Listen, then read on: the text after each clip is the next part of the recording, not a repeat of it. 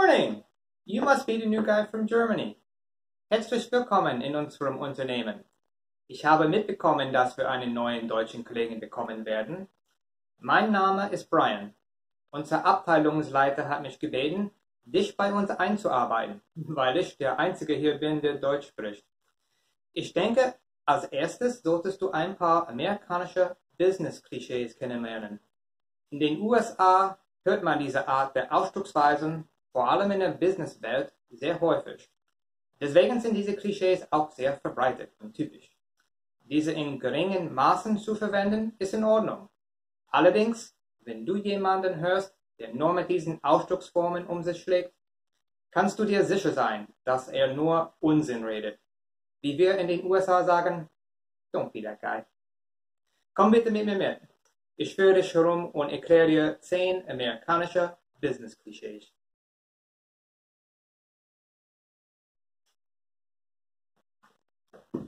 Hey, can you loop me in on that? Loop me in on that sagt man bezüglich einer zukünftigen Besprechung oder Konferenz, an der man teilnehmen möchte. Loop in bedeutet, ich möchte, dass du mich darin mit einbeziehst. We need to think outside the box. Think outside the box ist ein Klischee, das wir wirklich aussterben lassen sollten. Es bedeutet, wir müssen kreativer denken. Die Ironie dieses Spruches ist, dass er gar nicht so kreativ ist, weil er so häufig verwendet wird. Ich würde dich bitten, sag niemals, think outside the box. Let's circle back on that. Let's circle back on that bedeutet, wir kehren zu einem späteren Zeitpunkt wieder zu diesem Thema zurück. Dieser Sachverhalt benötigt eine Entscheidung, aber du bevorzugst es, diese auszuschieben. Oh, it's a win-win. Eine Win-Win-Situation ist eine, woraus wir beide einen Vorteil ziehen können. Zum Beispiel, mein Unternehmen verhandelt mit deinem Unternehmen über eine Fusion. Ich stimme zu, deine ganzen Angestellten zu übernehmen und du stimmst zu, mir deine kompletten Kunden zu übergeben. Die vorliegende Situation ist somit für beide Seiten vorteilhaft. Es ist ein Win-Win. We gotta bring our A-Game. Den A-Game zu bringen bedeutet einfach, wir müssen bei dieser Aufgabe unser Bestes geben. Zum Beispiel, du hast morgen ein Vorstellungsgespräch. Es gibt viele andere Bewerber und die Konkurrenz ist groß. Um die Stelle zu bekommen, musst du deinen A-Game bringen.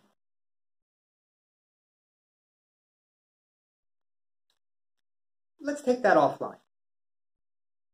Let's take this offline, sagt man zum Beispiel, wenn man eine Präsentation hält oder während eines Meetings und jemand eine abschweifende, nicht zum Thema passende Frage stellt. Es bedeutet, lass uns zu einem späteren Zeitpunkt darüber diskutieren. This is Game Changer. Ein Game Changer ist etwas, das eine Lage ganz verändern wird. Zum Beispiel, die Erfindung des World Wide Webs war ein echter Game Changer für die weltweite Kommunikation. Es sollte etwas Kolossales und Gewaltiges sein. Leider wird dieser Spruch heutzutage so oft verwendet, dass beinahe jede banale Idee ein Game Changer ist. We gotta get our ducks in a row. Get our ducks in a row bedeutet, wir müssen einen Plan zusammenstellen. Wir müssen etwas in Ordnung bringen. Zum Beispiel, am Ende des Monats müssen wir einen Vorschlag unterbreiten. Wir müssen uns vorbereiten und gut organisieren. Es gibt noch viel zu tun. We need to get our ducks in a row.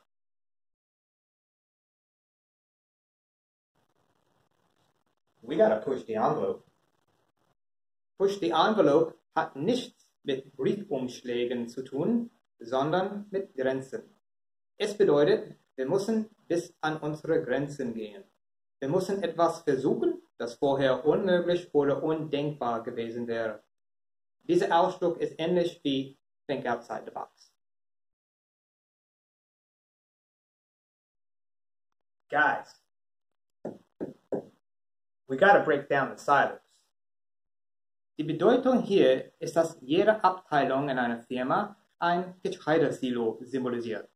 Jede Abteilung hat ihre eigenen Verantwortungen, Fähigkeiten und Daten. Allerdings kann eine einzelne Abteilung nicht als eine abgeschottete, isolierte Einheit funktionieren. Die verschiedenen Fachbereiche eines Unternehmens müssen miteinander kommunizieren, sodass der gesamte Betrieb erfolgreich ist. Auf Deutsch würde man sagen, wir müssen die Mauern abreißen. Am Anfang des Videos hatte ich euch erzählt, dass man diese Klischees nur in Massen verwenden sollte. Sonst gewinnst du einen Ruf als ein Poser. Ein Poser ist jemand, der intelligent erscheinen will, meistens jedoch hat er von dem Thema keinen blassen Schimmer. Er verwendet diese Klischees nur, um seine Unwissenheit zu verbergen. Don't be that guy. In der nächsten Szene lernst du Peter kennen. Peter, den Poser. Peter nimmt an einer Sitzung mit seinem Chef teil. I've called this meeting because this is the third quarter in a row that sales have been down. If we don't turn this situation around soon, but I have no choice but to seriously consider layoffs. I need ideas, Peter. What do you think? I think the solution's obvious.